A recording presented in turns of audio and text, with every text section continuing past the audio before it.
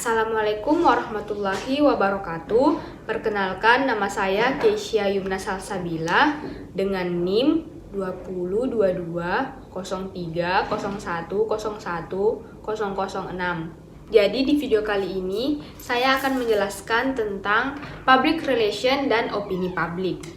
Yang pertama, pengertian dari public relation.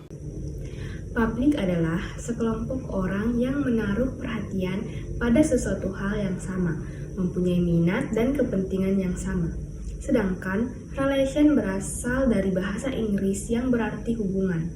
Istilah relation dalam public relation mengandung makna adanya hubungan timbal balik.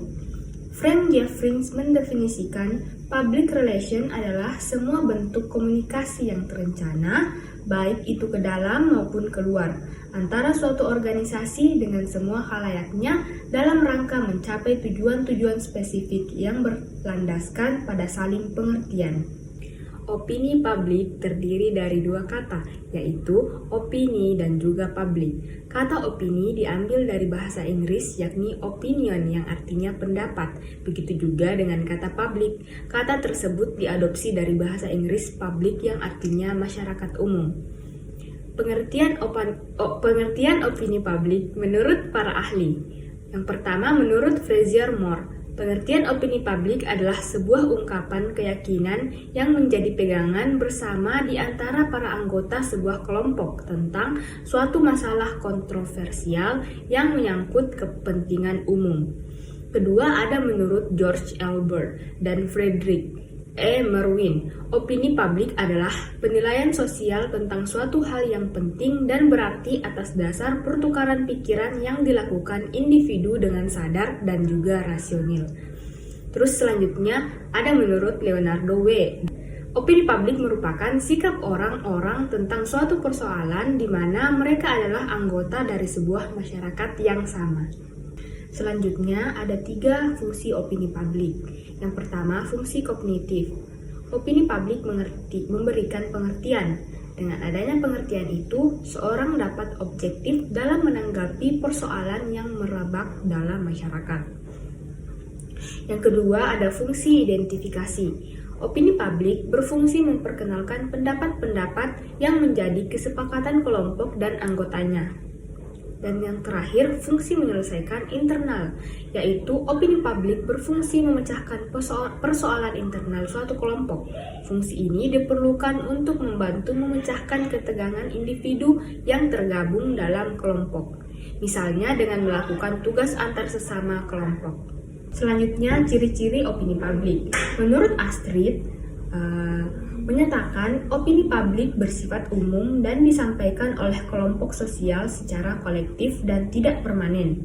Istilah publik mengacu ke kelompok manusia yang berkumpul secara spontan dengan syarat-syarat. Yang pertama, menghadapi persoalan tertentu.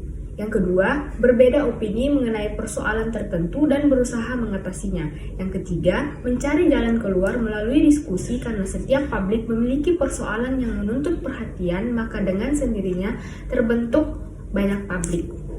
Selanjutnya ada hubungan public relation dan opini publik. Jadi, public relation dan opini publik memiliki hubungan yang erat. Public relation adalah praktik yang bertujuan untuk membangun dan memelihara hubungan baik antara organisasi dan publiknya. Sementara itu, opini publik adalah pandangan atau sikap masyarakat terhadap suatu isu, individu, atau organisasi. Ada beberapa poin yang menjelaskan hubungan antara keduanya. Yang pertama, pengaruh opini publik terhadap public relation. Opini publik dapat mempengaruhi strategi dan taktik PR. Jika opini publik negatif terhadap suatu organisasi, tim PR harus merespon dengan cara yang dapat memperbaiki citra dan membangun kembali kepercayaan. Selanjutnya yang kedua, public relation sebagai pembentuk opini publik. Melalui komunikasi yang efektif, PR dapat membantu dan mempengaruhi opini publik. Kampanye PR yang baik dapat mengedukasi masyarakat dan mengubah persepsi mereka terhadap suatu isu atau organisasi. Terus selanjutnya yang ketiga, monitoring opini publik. Tim PR sering melakukan survei dan analisis untuk memahami opini publik. Dengan mengetahui bagaimana masyarakat berpikir dan merasa, mereka dapat merancang pesan yang lebih relevan dan efektif. Terus yang keempat, krisis dan respons.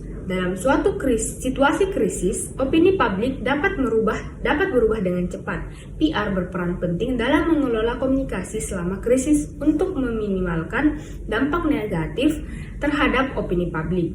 Kelima, dialog dua arah. PR tidak hanya menyampaikan pesan, tetapi juga mendengarkan umpan balik dari publik.